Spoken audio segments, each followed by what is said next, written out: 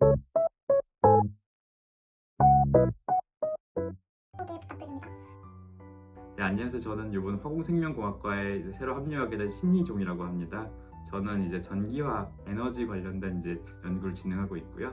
특히 저는 이제 전기화학으로 이용한 케미컬을 만들고 거기에서 일어나는 반응들, 이 반응 기작들을 열심히 연구하고 공부하는 연구실을 이제 계획하고 있습니다. 학원과 학생들이 꼭 해봤으면 하는 경험이 있을까요? 사실 화학을 다루는 학과가 여러 가지가 있는데 사실 저희는 이제 공대고 이제 다양하게 이제 실제 산업에 연관된 연구를 하는 학과입니다. 그렇기 때문에 내가 하는 연구가 기본적인 교과서에서 배울 수 있는 연구들도 있지만 이게 실제 산업에 어떻게 영향이 될 수 있는지 그런 부분에 있어서 여러 가지를 경험하시고 여러 가지 자기 진로를 여기서 다양하게 찾을 수 있는 폭이 넓기 때문에 열심히 노력하셨으면 좋겠습니다. 학부 시절에 어떤 과목이 제일 어려우셨는지, 그걸 어떻게 극복하셨는지 여쭤보고 싶습니다. 사실 이제 저희가 학과 이름이 이제 과잖아요. 근데 저는 사실 생물을 되게 어려워했습니다. 제가 그런 암기 과목이 조금 어려웠기 때문에 생명 관련된 과목들, 생화학 관련된 것들은 조금 제가 어려웠던 것 같습니다. 잘 받기 위한 교수님의 꿀팁이 있다면 알려주세요. 사실 학점이 사실 제일 중요하죠. 나중에 진로가 정해지고 고민할 때 내 선택지를 늘려줄 수 있는 그 지표 중에 하나가 학점이거든요. 학점이 우선 좋으면 앞으로 진로를 고민함에 있어서 되게 많은 선택지를 내릴 수 있습니다. 그래서 여러분들이 학점을 잘 받아두면 여러분들이 진로 선택함에 있어서 선택의 폭은 진짜 넓어집니다. 그런 의미에서 열심히 학점 잘 받길 권하는데요. 저 같은 경우는 제가 하는 과목들이 이제 기초학이 있고 여러 가지 물리학이 있지만 주로 수업 때 교수님들이 강조한 내용들이 우선은 많이 나온다고 생각하면 될 것 같고, 그때 사실 저도 벼락치기 많이 했던 사람으로서 그때 가장 효과적이었던 건 문제풀이를 무조건 꼭 했던 것이 저한테는 조금 더 도움이 됐던 것 같습니다. 교수님 MBTI가 뭔지, 연구 스타일이랑 잘 맞는다고 느끼시나요?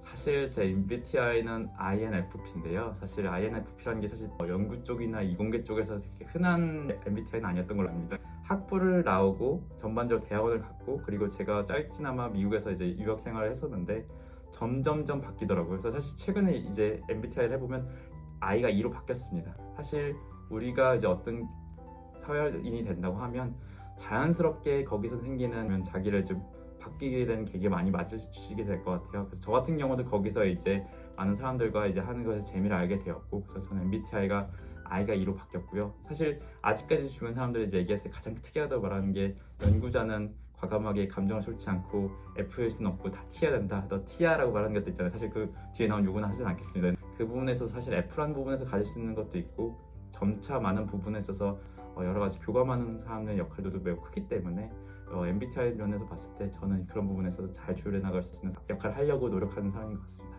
저희 학교 처음 오셨을 때 첫인상은 어땠는지 기억에 남는 에피소드가 있나요?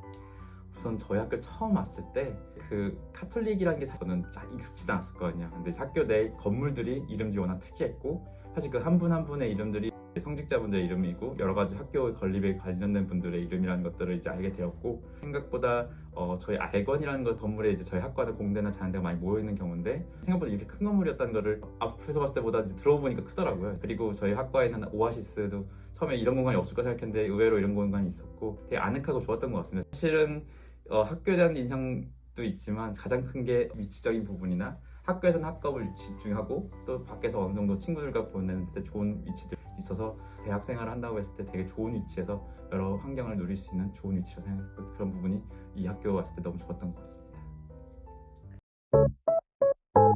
학회 참석 해외 출장 대 연구실 혼자 힐링타임. 사실 아까 말했던 MBTI랑 비슷한데요. 예전이었으면 사실 혼자만의 힐링 타임이라는 걸 더 좋아했을 것 같은데 지금 생각에서는 학회를 참석하고 해외 경험을 쌓거나 했을 때 더 좋은 기회를 잡은 것 같습니다. 분들에게 한마디. 제일 민망하면서 제일 하고 싶은 말이긴 한데 사실 제가 수업 때 약간 소통을 많이 하거나 아니면 이제 질문을 많이 하는 스타일은 아니었던 것 같아요. 사실 이게 아직 저도 이제 처음 수업을 하는 입장에서 이제 익숙치 않아서 그렇긴 한데요. 언제든 저를 편하게 생각하고 저에게 이제 많이 질문해 주시고 저는 이제 그런 말도 하거든요.